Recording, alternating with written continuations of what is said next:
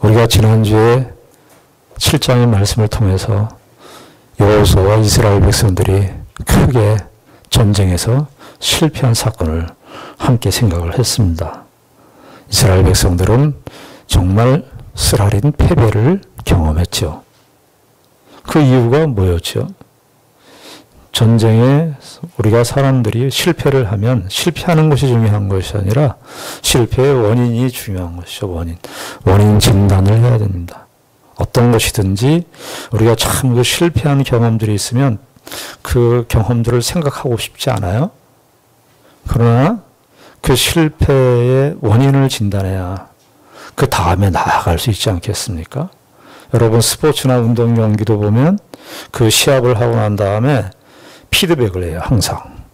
그 시합에서 우리가 어떻게 잘못했고 또 무엇에서 우리가 큰 실수를 했는지. 그래서 피드백을 해서 비디오로 다 돌려보면서 그때 저렇게 행동하면 안 됐었는데 우리가 왜 저렇게 플레이를 했을까. 그런데 운동을 하는 동안에는 그걸 발견할 수가 없어요.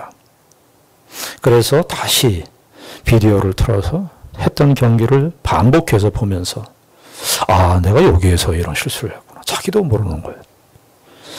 우리 신앙생활 하면서도 똑같은 원리가 적용된다고 할 수 있겠습니다.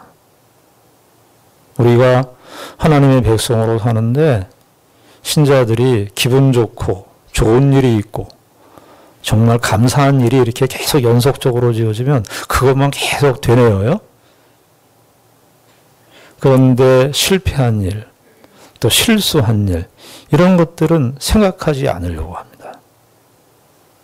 되돌아보지 않으려고 그래요. 왜냐하면 그 상처가 너무 크니까. 그러나 신앙생활의 큰 내용 중에 하나가 뭐냐 하면 자기 자신을 돌아보는 일입니다. 우리 자신을 돌아보는 일이 있어야 그 다음에 올바른 성숙과 진전의 과정이 따라오는 것이죠.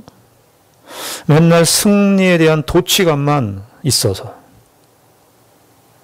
자기의 실수를 돌아보지 못하고 그러면 어느 시점에 가면 또 실수가 또 반복이 돼요. 그때는 그 실수가 예전에는 그것이 한 번의 실수였지만요. 만약에 그 실수를 되돌아보지 않고 원인 진단을 제대로 하지 않고 계속 갔을 경우에 그 실수는 눈덩이처럼 불어서 이제 스스로 고칠 수 없는 지경에까지 이르게 되는 거예요. 하나님은 이스라엘 백성들을 멈춰 세웠습니다. 이스라엘 백성들은 여리고성을 훌륭하게 전투해서 승리했죠. 요단강도 건넜지요. 정말 파죽지세로 진짜 이렇게 급행열차를 타고 가는 그런 흐름이었는데 여호수아도 몰랐고 이스라엘 백성들도 전혀 의식하지 못했었는데 아간의 범죄를 하나님께서 지적하시면서 이스라엘 백성들을 브레이크 시켰어요. 멈춰. 이스라엘 백성들은 생각하고 싶지도 않고 우리는 지금 계속해서 지금 전진해서 가나안 정복 전쟁을 고지를 향해서 지금 가야 되는데 지금 이게 무슨 일인가?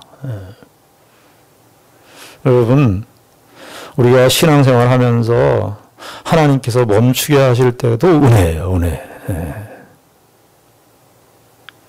매번 승승장구하고 매번 우리가 기대했던 대로 모든 일들이 다 이루어지고 그러면은 거의 일반화시켜서 다 얘기할 수 없지만 거의 대부분은요. 교만하기 십상입니다. 자기도 모르는 사이에 어깨에 힘이 들어가고요. 눈에서 광선을 발해요. 레이저를 쏩니다. 이스라엘 백성들 전체적인 여호수아와 가나안 정복 전쟁의 역사 속에서 이스라엘 백성들 바로 이 지점, 이 7장에서 아이성의 실패를 겪지 않으면 이스라엘 백성들은 하나님에 대한 더 깊은 충성과 헌신이 이스라엘 백성들에게 진정으로 따라올 수가 없었습니다. 이스라엘 백성들은 여호수아도 마찬가지였습니다. 여호수아도 몰랐습니다. 이스라엘의 지도자였지만 죄라고 하는 것이요, 이렇게 무섭습니다. 죄라고 하는 것은 자기도 모르는 사이에 실세로 들어와 있는데 그 존재 자체를 의식하지 못할 정도로, 그러나 하나님의 눈은 그렇지 않습니다. 여러분, 성경 전체를 보시면 우리가 일반의 역사나 이 세상의 책이라든가 이런 것들은 다 주목하지 않지만 성경은 창세기서부터 인간의 죄를 끊임없이 지적하고 들어오는 것이 성경의 말씀입니다. 사람들은 죄를 일반 세상에서는 죄를 무슨 도덕적 결핍, 부족 이런 식으로 생각합니다. 이스라엘 백성들이 이때 가나안 땅에 도착했을 때 가나안 사람들의 그 죄에 대한 관점은요, 죄에 대한 관점은 그저 질서에 대한 어떤 선을 넘는 그 정도로 생각을 했고요. 죄에 대한 감각이 그렇게 없었습니다. 하나님은 그렇지 않습니다. 하나님은 이스라엘 백성들을 정말 거룩한 존재로 세워야 했기 때문에 하나님의 하나님 되심을 담아야 되는 그 존재로 삼아야 되기 때문에 하나님은 이스라엘 백성들과 함께 거하셔야 되기 때문에 이스라엘 백성들에게 있어서 가장 중요한 결격사유, 하나님의 함께 하심의 결격사유의 원인은 뭐냐면 죄였습니다. 그래서 7장에서 내가 너희들 이것이 있으면 하나님이 함께 하시지 않겠다 그렇게 얘기를 해요. 하나님은 모든 사람들은 그냥 그렇게 대충 넘어가는, 아마 가나안 사람들이 생각할 때 저게 저러 아간의 범죄가 무슨 저게 죄야. 자기의 욕심껏 그저 가져가는 게 무슨 죄인가 그것이. 여러분, 예수를 믿고 신앙생활하는 교회에 사는 생활하는 사람들이 세상 사람들하고 죄관이 비슷해요. 죄에 대한 생각이나 관점이 똑같아요. 그저 실제적으로 사람들을 욕하거나 때리거나 이렇지 않으면 우리 죄 안 지었지. 이렇게 생각하는 것이 세상 사람들의 죄에 대한 관점입니다. 죄에 대한 생각이고요. 그리스도인들은 예수님께서 마태복음에서 말씀하셨듯이요, 그리스도인들의 죄에 대한 관점은 아주 예리하고요, 세밀합니다. 어디에서부터 우린 죄를 출발하는 거예요? 우리 마음에서. 아간이 어디에서부터 그 죄가 출발이 됐을까요? 아간이 마음에서. 아간이 지은 범죄 가나안 땅의 삶의 문화에서는 죄가 아니었을지도 모릅니다. 가나안의 세계관 속에는 아간의 범죄가 저게 범죄, 다들 저렇게 하고 사는 건데, 하나님의 눈에서는 죄였습니다. 하나님 멈춰. 이스라엘 백성들은 죄의 현실 앞에 직면해야 했습니다. 우리의 실패가 과연, 인생의 실패가 어디에서 나오는가? 하나님의 백성들의 실패는 과연 어디에서 비롯되는가? 그것을 7장에서 이스라엘 백성들을 세우는 거예요. 아간의 범죄, 이스라엘 백성들이 다 돌을 던졌습니다. 아골 골짜기에. 돌을 던질 때 이스라엘 백성들이 어떻게 생각할까요? 야, 저 아간 때문에 우리가 이렇게 다 이 고통을 당하는구나. 그렇게 생각하면 잘못 생각하는 겁니다. 비상적 생각입니다. 이스라엘 백성들은 아간과 그의 가족을 향해서 돌을 던졌지만 사실은 자기들을 향해서 돌을 던지는 것이었습니다. 자기들을 향해서. 아간의 범죄가 아간만의 범죄가 아니라, 아간의 가족만의 범죄가 아니라 이스라엘 백성들 전체가 가졌던 범죄였습니다. 그래서 하나님은 이스라엘이 범죄했다고 그렇게 얘기하는 거예요. 이스라엘이 범죄했다고. 여러분, 교회는요, 여기 교회론을 소극적인 측면, 적극적인 측면의 이 교회론을 생각할 수 있습니다. 교회는 그리스도의 몸입니다. 여러분, 그런데 몸인데 내 손이 도둑질을 했어요. 내가 도둑질을 하는데 실제적으로 손으로 도둑질을 하는데 손이 도둑질했지 내가 도둑질한 거 아니에요. 그렇게 말하는 사람이 있어요. 손이 도둑질했지 내가 도둑질했어요. 유체이탈 화법이라고 그러는데. 손이 도둑질했어요. 내가 도둑질 안 했어요. 그런 사람 봤습니까? 7장은 이스라엘 백성들의 죄에 대한 생각을 하나님께서 새롭게 가르쳐 주시는 내용인데, 한 사람의 범죄는 한 사람의 범죄로 끝나는 것이 아니라 이스라엘 전체의 문제라고 하는 것이에요. 하나님께서 아이성 앞에서 처절하게 실패를 맛보게 함으로써 이스라엘 백성들로 하여금 하나님이 너희들에게 요구하시는 것은 가나안 정복하는 거, 물리적으로 가나안 정복하는 거, 그게 너희들에게 갖고의 목적이 아니고 나는 너희들과 함께 있는 것이 목적이에요. 너희들이 가나안 사람들과 다른 하나님의 백성의 독특한 가치, 하나님의 율법에 근거한 그 문화로 가나안 사람들을 실제적으로 정복할 수 있는, 문화적으로 정복할 수 있는 그런 존재가 되는 것이 하나님의 이스라엘 백성들을 향한 뜻이었기 때문에 하나님은 이스라엘 백성들의 죄를 눈 감으실 수가 없었던 것입니다.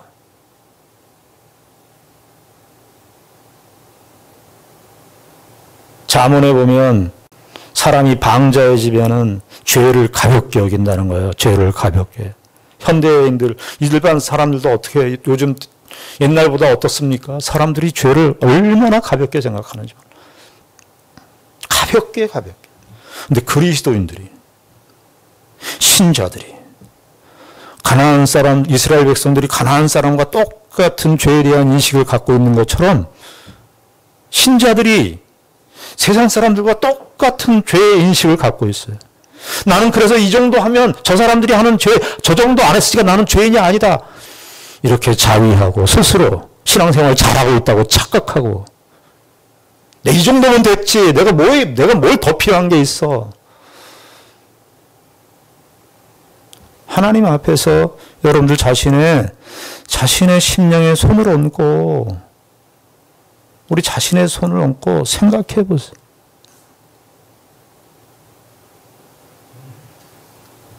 이스라엘 백성들을 7장의 사건을 통해서 이스라엘 백성들은 실패를, 이스라엘의 죄가 얼마나 심각한 결과를 초래하는지를 하나님께서 훈련시키셨습니다. 그리고 8장에서 우리가 오늘 본문을 좀 바꿔 읽었습니다만 8장 1절 2절을 읽었는데요. 뭐라고 말하고 있습니까? 여호와께서 여호수아에게 이르시되 두려워하지 말라, 놀라지 말라. 군사를 다 거느리고 일어나 아이로 올라가라. 보라, 내가 아이 왕과 그의 백성과 그의 성읍과 그의 땅을 다 내 손에 넘겨주었으니. 이 8장 1절 말씀 보면 여러분 어떤 생각이 드십니까? 야, 이거 뭐 그냥 하나님께서 여호와께서 여호수아에게 말씀하셨지. 근데 1절 말씀 전체의 분위기는, 말씀의 내용이 뭡니까? 1장을 연상하게 만들어요. 1장. 여호수아 1장. 그러니까 여호와께서 여호수아 1절을 다시 보시면 여호와께서 여호수아에게 이르시되 두려워하지 말라, 놀라지 말라. 이거 언제 주로 썼죠? 1장에서 했어요. 모세가 죽고 나서 여호수아와 이스라엘 백성들이 가나안 정복 앞에 있을 때, 요단강 건너기 전에 1장에서 놀라지 말라, 두려워하지 말라. 그러면서 그때 뭐라 그랬죠? 여기 그의 백성과 그의 성읍과 그의 땅을 다 내 손에 넘겨준다. 이건 뭐죠? 이스라엘 백성들이요, 7장에서 가나안 그 아간의 범죄 때문에 이스라엘 백성들이 실패했지만 8장 1절의 말씀을 통해서 그 실패에도 불구하고 이스라엘 백성들의 그 죄악된 실패에도 불구하고 찾아오시는 하나님의 그 회복에 찾아오심, 저는 이것이 하나님다우심이라고 생각을 합니다.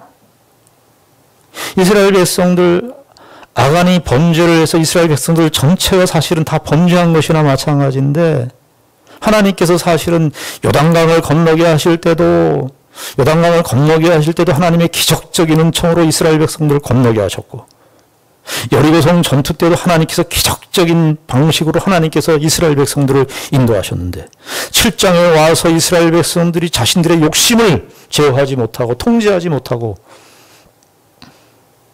하나님과 반대되는, 그래서 7장에 하나님의 언약을 어기는 이 행태를 했을 때 하나님이 더 이상 이스라엘 백성들과 함께 하시지 않아도 되는데,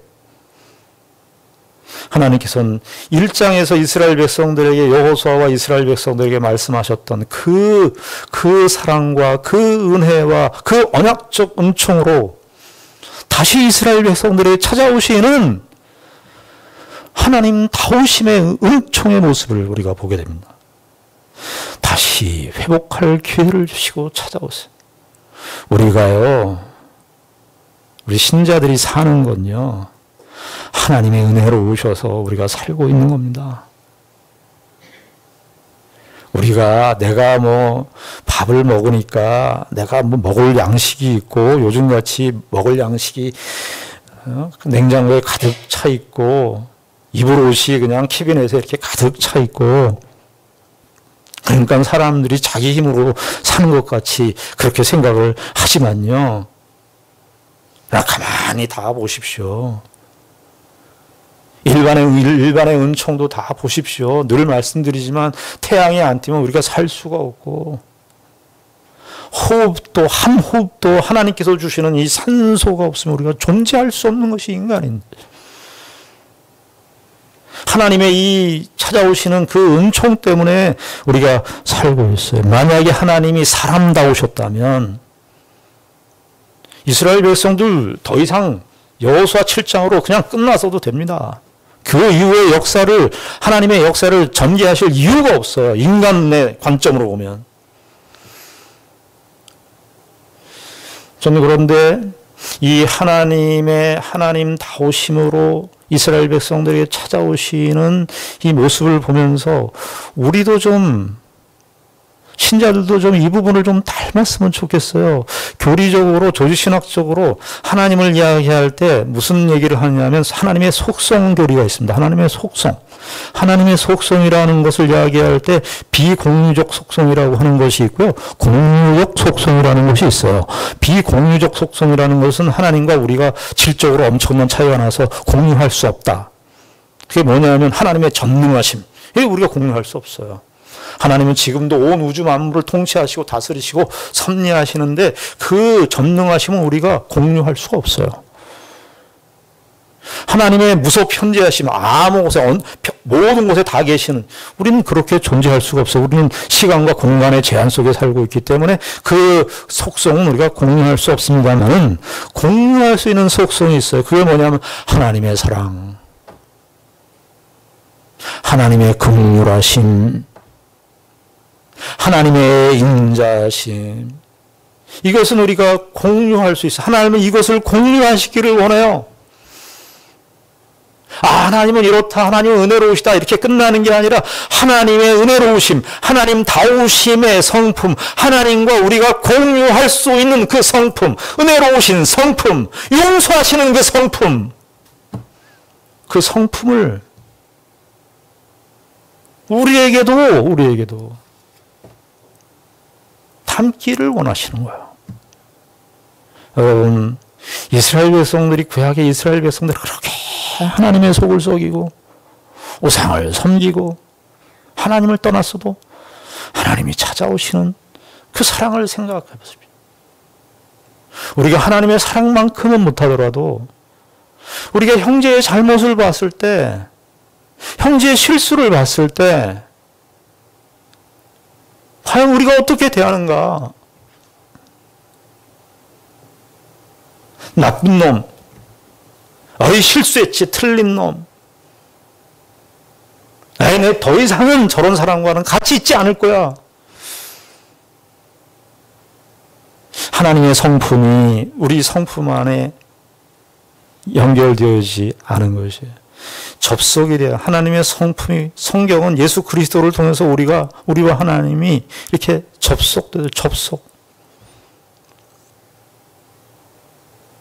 하나님 아무 일 없다는 듯이 다시 1장에서 여호수아와 이스라엘 백성들에게 하셨던 그 말씀을 다시 반복하시면서 놀라지 말라, 두려워하지 말라.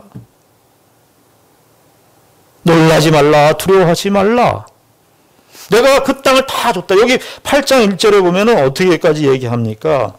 보라, 여기 8장에 보면 뒷부분에 보라, 내가 아이왕과 얼마나 자세히 아이왕과 그의 백성과 그의 성읍과 그의 땅을 그냥 뭐 아이를 다 줬다 이렇게 얘기해도 되는데 하나님이 얼마나 회복하시는 정도가 아니라 더 은혜를 베푸시는데 아주 구체적으로 아이 왕과 그의 백성과 그의 성읍과 그의 땅을 다 네 손에 넘겨주겠다. 하나님은 우리의 못남과 우리의 한심함과 우리의 죄악에도 불구하고 찾아오시는 하나님이세요. 우리가 신앙생활을 하면서요, 때문에라는 말을 너무 쓰시면 안 돼요. 저 사람 때문에, 저 일 때문에, 아유, 저 사람만 없었으면, 저런 일만 없었으면. 하나님이 만약에 우리에게 때문에로 찾아오셨다면 설 수 있는 사람들은 아무도 없습니다. 하나님의 사랑은 때문에의 사랑이 아니고 불구하고의 사랑이에요. 불구하고. 인간관계의 모든 우리 갈등도 다 때문에요. 때문에. 그때 그 일 때문에, 그 사람 때문에, 그 사람의 그 행동 때문에.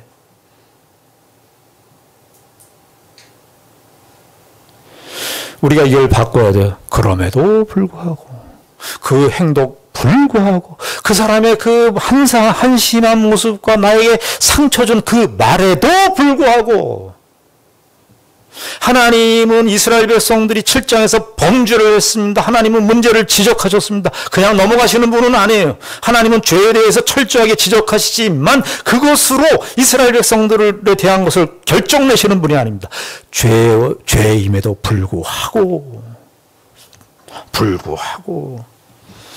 여러분들 부부 생활도 마찬가지예요. 저 사람 때문에, 저 행동 때문에, 저 성향 때문에 라고 하면 답이 없습니다. 그럼에도 불구하고죠. 그럼에도 불구하고.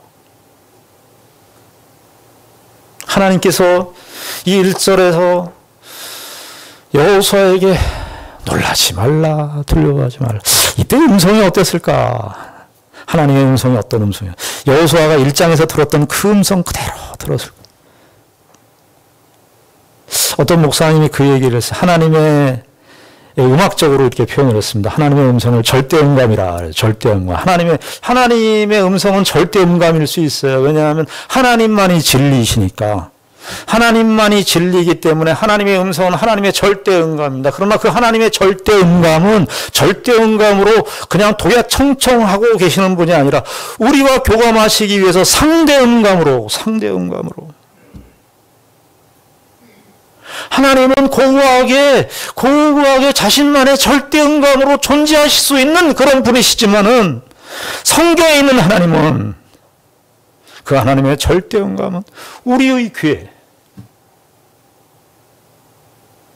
놀라지 말라, 두려워하지 말라, 나는 너의 하나님이라. 우리의 상대음감으로 교제하시는 그런 하나님이세요.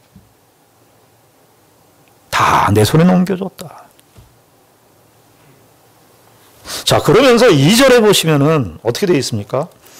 그러면서 하나님께서 또 보너스 같은 말씀을 주시는데, 너는 여리고와 그 왕에게 행한 것 같이 아이와 그 왕에게 행하되 오직 거기서 탈취할 물건과 가축은 스스로 가지라. 너는 아이 성뒤에 복병을 둘지니라. 여기 뭐라 그랬죠? 너는 여리고와 그 왕에게 행한 것 같이 아이와 그 왕에게 행하되 오직 거기서 탈취할 물건과 가축은 스스로 가지라. 이거 여리고 성 전투 때는 하나님께서 이거 다 하나님 앞에 바쳐라. 이것 때문에 아간이 실패를 하고 하나님의 심판을 받았는데요. 하나님께서 아이성 전투 때는 너희의 탈취한 물건, 그 가축 너희들이 다 소유해라. 여리고성 전투는요, 신명기의 율법에 의하면은 가나안 땅의 첫 장본입니다. 첫 작물, 첫 재물입니다. 첫 재물은 다 하나님께 바쳐줘야 됩니다. 하나님께 다 바쳐야 됩니다. 우리가 10의 1조를 드리는 것은 10의 10조 전체가 다 하나님의 것인데 그 처음 것을 드리는 거 아니에요? 처음 익은 열매를 제일 먼저 갖다 바친다는 것은 처음 익은 열매가 다 사실은 전체가 다 하나님께 속한 것임을 상징하는 대표로서 첫 열매잖아요. 그래서 여리고성 전투는 하나님께 전적으로 다 바쳐진 거예요. 그래서 두 번째 전투는 아이성 전투니까 하나님께서 이제 첫 전투는, 첫 여리고성 전투는 하나님이 다 받으셨어요. 하나님의 계획 속에 다 있었어요, 이게. 왜냐하면 하나님은 인색하신 분이 아니에요. 하나님은 여리고성 전투에서 이스라엘 백성들 이기게 하시고, 이스라엘 백성들 이제 가나안에서 살아야 되니까 가나안에서 살 양식과 먹을 것들을 하나님께서 공급해 주십니다. 근데 그것은 철저하게 하나님의 때에 줍니다. 하나님의 때에.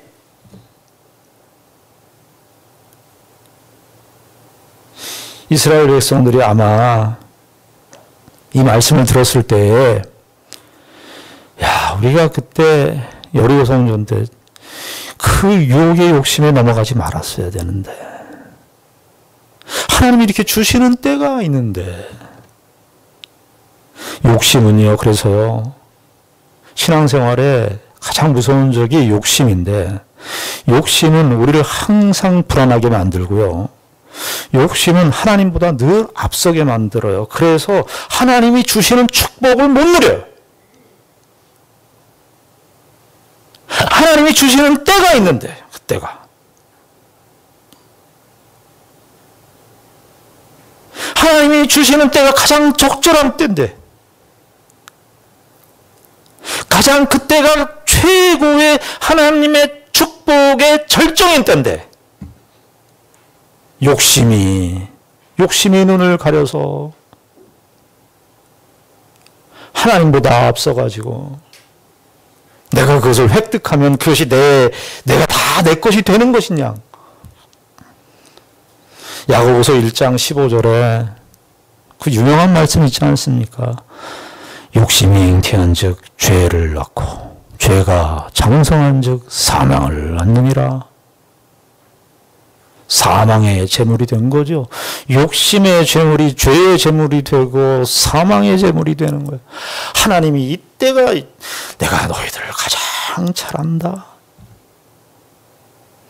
가나안 땅에서 너희들 살 거 내가 너희들 다 책임져. 우린 내일의 행복 때문에 오늘을 희생하고 사는 그 아주 우매하게 삽니다. 하나님께서 내일을 다 책임지시는데 내일을 불안해해갖고 오늘을 다 축적해갖고 오늘을 쌓느라고, 그래서 오늘을 자꾸 쌓다 보니까 하나님께서 내일 베푸시는 하나님의 은혜에 대한 경험이 없으니까 날마다 그런 현실을 만나면, 아담과 같은 현실을 만나면 또 내 걸 축적하고 또 하나님 앞서 나가고. 그래서 하나님이 우리의 인생을 인도하시는구나. 하나님이 내 인생을 채우시는구나. 때를 따라 돕는 은혜를 베푸시는 그 은혜를 우리의 인생 속에서 기가 막힌 하나님의 섭리로 나의 인생을 인도하시는구나. 이 고백을 받아내시기를 원하시는데 우린 다 그 모든 내용들이요, 영혼 없는 메아리예요. 영혼 없는 말들이에요. 하나님 감사합니다 이런 말들이 다 영혼 없어요. 그 알바몬인가요? 알바몬 취업 포털 알바몬에서 알바생 1161명을 설문조사했대요. 설문조사했는데 그 89.9%, 90%, 거의 대부분의 알바생들이요, 이렇게 얘기해요. 마음에 없이 습관적으로 영혼 없이 하는 말들이 있다는 거예요. 그 제일 첫 번째 말이 뭐냐 하면 감사합니다. 우리 신자들이 감사합니다 하는데 정말 영혼 없이 하는 것 같아요. 왜? 사실은 다 간처럼 살면서 다 내가 다 챙기고 하나님 앞서가서 내가 다 앞서서 다 챙기고 다 하고 그러니까 하나님 인생에서 삶에서 하나님께서 도우시고 하나님께서 베푸시는 은혜를 맛보질 못했으니까 그러니까 교회는 다녀서 하나님이라는 용어는 익숙해져서 영없이 말하는 이 말에 알바생들처럼 감사합니다. 감사합니다를 우리도요. 정말 우리가 영원히 하는 그 감사함이 우리 가운데 있기를 바랍니다. 영원히 하나님께서 다 그러잖아요. 스스로 너희들 가지라 그래요. 너희들 자유롭게 선택할 기회를 주고요. 스스로 너희들이 다 가져라. 너희 거기에 소떼 양떼 너희들 다 선택권을 주셔요. 이스라엘 백성들에게. 너희들 스스로 여기 스스로라는 말이 강조돼. 스스로 너희들 스스로 다 가져. 그때가 되면 다 줄 텐데. 그저 감도 말이죠.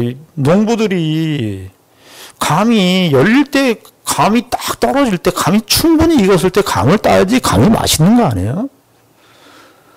못 참아서 그 감을 그냥 떫은 감을 그냥 먹고 배탈 나고. 우리 참 기다리는 거 못해요. 참 기다리는 거 못해요. 기다릴 줄 아는 지혜와 기다릴 줄 아는 믿음이 없어요. 그래서 제일 못하는 게 뭐냐면 가만히 있는 거 못해요. 가만히 있으면 되는데. 가만히. 우리 교회 가만히 있는 교회 이렇게 할까요? 자, 그리고 실제적으로 이제 이 가나안 정복 이제 아이성 전투를 하는데 핵심 전쟁은 뭡니까? 전쟁이 어떻게 돼요? 여리고 전투하고 아이성 전투하고 완전히 패턴이 다릅니다. 그 실제 우리가 일반적인 전쟁의 개념으로 보면은 아이성 전투가 훨씬 일반적인 전쟁하고 비슷해요. 매복 작전을 쓰시거든요. 여기 3절에 보니까 어떻게 되어 있습니까? 3절에 이에 여호수아가 일어나서 군사와 함께 아이로 올라가려 하여 용사 3만 명을 뽑아 보내며 4절에 그들에게 명령하여 이르되 너희는 성읍 뒤로 가서 성읍을 향하여 매복하되 매복 복병을 왜 복병 매복한다는 말이 이게 여호수아에 7번 나와요. 이 8장에서 7번 나오는데 다 복병 이게 복병 작전이 핵심인 거예요. 그런데 복병을 어디다 합니까?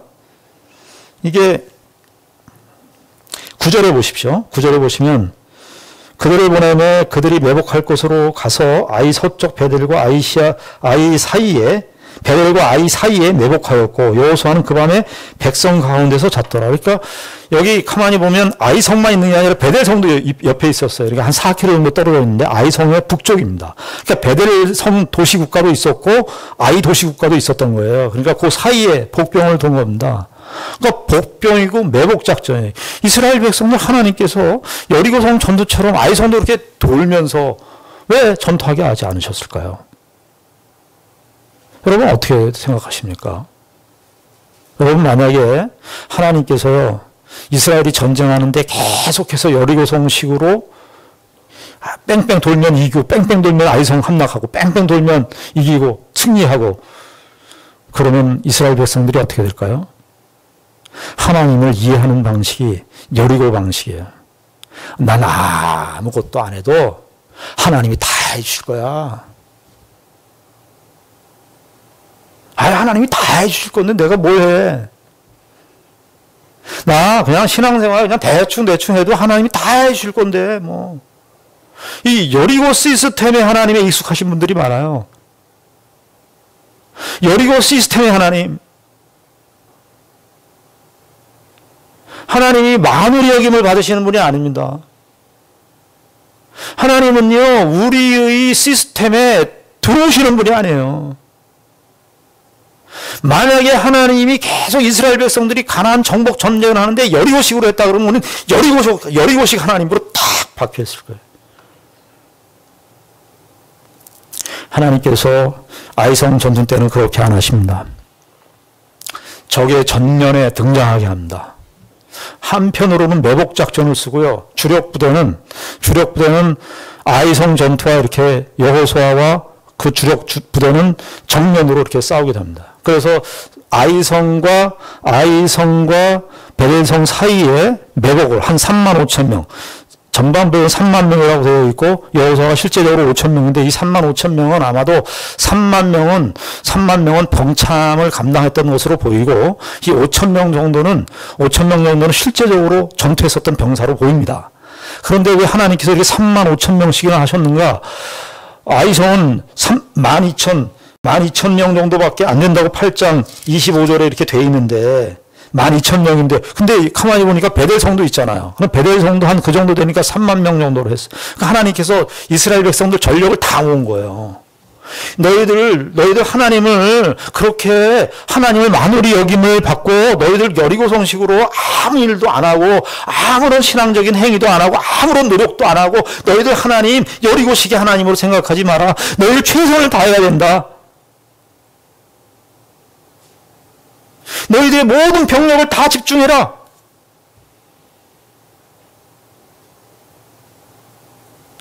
하나님께서 이스라엘 백성 우리는 서 있으면 앉고 싶고 앉으면 눕고 싶고 누우면 어떻게 돼요? 자고 싶고 자면 안 일어나고 싶고 이스라엘 백성들의 체질을 너무나도 잘 아시는 하나님이신지라 하나님께서 이스라엘 백성들을 다 동원하게 하세요. 다. 매복시키고요. 주력부대는 싸우게 하고요. 그럼에도 불구하고 이스라엘 백성들이 이 아이성 전투에서 배워야 되는 교훈은 뭐냐? 그럼에도 불구하고 하나님은 이스라엘 백성들을 진정으로 통치하고 다스리시는 전쟁의 승리는 여호와께 있다고 하는 사실을 분명하게 보여줍니다. 18절을 한번 보시죠. 18절 보시면은 전쟁의 승패가 무엇에 달려있냐면 18절 보시면 여호와께서 여호수아에게 이르시되 내 손에 잡은 단창을 들어 아이를 가리키라. 내가 이 성읍을 내 손에 넘겨주리라. 여호수아가 그의 손에 잡은 단창을 들어 그 성읍을 가리키니 26절을 보십시오. 이에 주민들을 진멸하여 바치기까지 여호수아가 단창을 잡아 든 손을 거두지 아니하였고 그러니까 매복작전 하나는 또 유인작전이에요. 그러니까 매복을 하고 있다가 베델성에 있는 주력부대도 베델성에 있는 사람도 아이성 사람들과 연합해서 다 여리고성까지 다 침략했어요. 여호수아와 이스라엘 백성들이 있는 데까지. 그러니까 다 성을 기어두고 다 쫓은 거예요. 그러니까 이스라엘 백성과 여호수아는 주력부대하고 이렇게 부딪히면 도망가는 피신 정책을 썼어요. 근데 하나님이 얼마나 그러니까 우리가 하나님 앞에 다 맡겨야 돼요. 우리 인생과 모든 걸 하나님께 맡겨야 됩니다. 하나님이 7장에서 이스라엘 백성들이 실패했잖아요. 아이성 전투에 실패했어요. 근데 그것까지도 하나님이 이용하시는 거예요. 그래서 아이성에 있는 사람과 베델성에 아마 이게 연합도시 국가였던 것으로 보여요. 아이성과 베델성에 있는 이 사람들이 그때를 생각해서 7장에서 이겼던 그 경험이 있으니까 야 우리가 이 도망가는 걸 보니까 이스라엘 백성들 우리가 다 우리 손안에 들어와 있구나. 그래서 성문을 다 비워두고 개방할 정도로 모든 공사들을 이끌고 여호수아가 유인한 정책에 또 도망가지 쟤들 우리 또 졌어. 완전히 끝난 거야. 이번에 완전히 다 끝내야지 하면서 완전히 쫓아갔다가 그런데 그런 전쟁인데요. 매복작전과 유인작전인데 근데 그 전쟁에 마지막 갔다가 돌아서서 탁 나타날 때 매복하고 있었던 군사들도 일어나고 도망가던 이스라엘 백성들이 다시 되돌려서 그 아이성 전투를 하게 하는 그 모든 시점이 어디에 달려있냐? 여호수아가 단창을 들었을 때. 근데 여호수아가 그냥 단창을 듭니까? 여호수아가 자기가 판단해갖고 단창을 들어요? 그래서 우리가 여호수아를 보면서 계속해서 여호수아는 하나님의 뜻을 충실히 수행하는 종으로 항상 나와요. 그래서 18절에 보면 어떻게 되어 있습니까?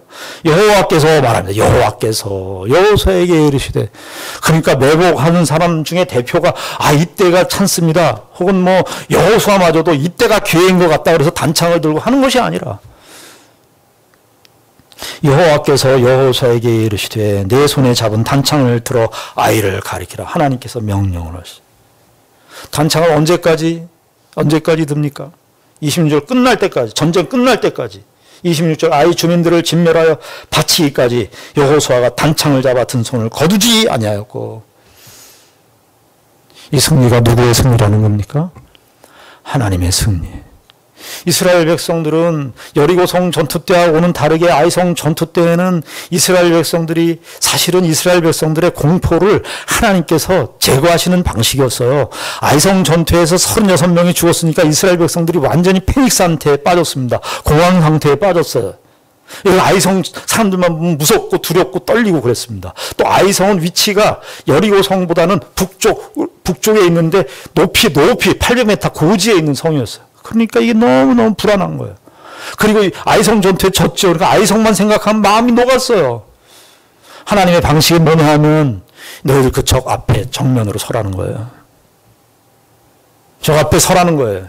두렵지 않다는 거예요. 그러니까 너희들 하나님께서 너희들의 인생을 인도하시는데 너희들 두려워 떨고 있냐? 너희들 아이성 전투에서 실패했다고 너희들 도망갈 거냐 계속?